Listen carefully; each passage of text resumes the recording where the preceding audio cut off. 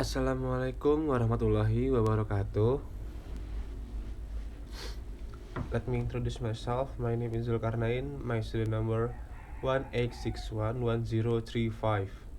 In this video, I will give my answer for the final exam of second language acquisition. My article about what does a critical period for second language acquisition mean? Reflection on Hartshorn et al. 2018. Hartshorn et al. Used a very large sample in order to distinguish the effects of the age, years of experience, and age of exposure from each other in context of second language acquisition. Participants were administered an online test of English grammar. Results revealed a critical period ending around 17 years of age for the most effective acquisition of a second language. The findings of a late cutoff indicate the age range of late childhood to late adolescence as crucial for learning an L2.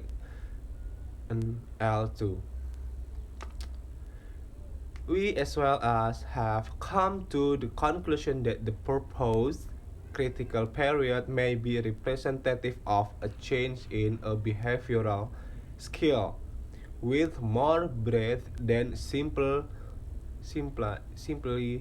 L2 syntax learning. In other words, we propose that the window closing on syntax acquisition in L2 or for that matter, any other sub-skill of language acquisition. And Johnson's 2011 proposed a framework distinguishing between neurobiological and behavioral views of the critical period. So, a framework for examining neural change alongside behavioral performance may be of use in analyzing the developmental trajectory of a skill. In other words, combining neural and behavioral approach would allow us to connect the development of one to corresponding changes in the other.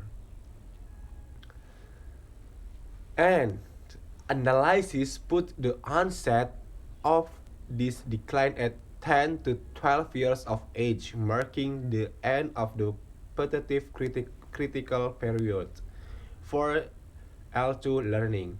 Support for this conclusion comes from the small amount of variation in task performance between individuals who began L2 learning in the first decade of life.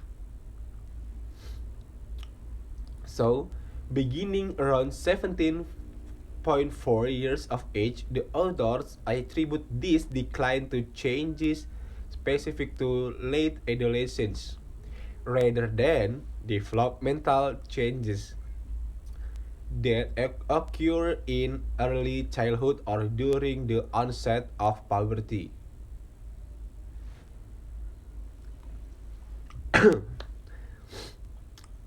Then, this contradicts the tendency to focus on early childhood and infancy as the critical period for language acquisition.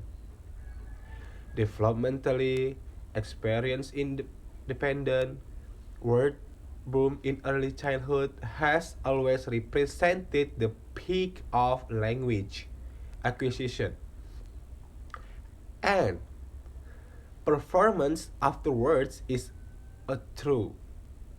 First, it would predict the activity seen during L2 syntax learning, such as event-related potential seen in electroencephalograms or cortical blood flow activity changes in functional magnetic resonance imaging scans would become more specialized over the course of HTP's critical period, approximately approximately 10 to 17 years. Second, as K regions further specialize within the behavior, their neighboring regions will retain and refine pertinence abilities and the behavior's neural networks will shrink.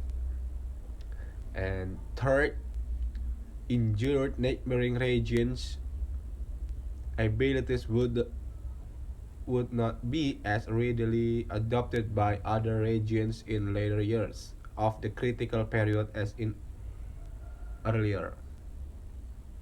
Research of this kind will also address how age of acquisition of L2 influences later life skills and the differences between monolinguals and bilinguals. In original work, understanding how early bilinguals use other skills to improve their language abilities from such a plastic period of life would aid in explaining the differences they show in those skills when later compared to monolinguals and late bilinguals. This publication, involving a large number of participants, led to the identification of a critical period for syntax with the window for the acquisition closing at 17.4 years of age. So that's my answering for this final exam. Thank you.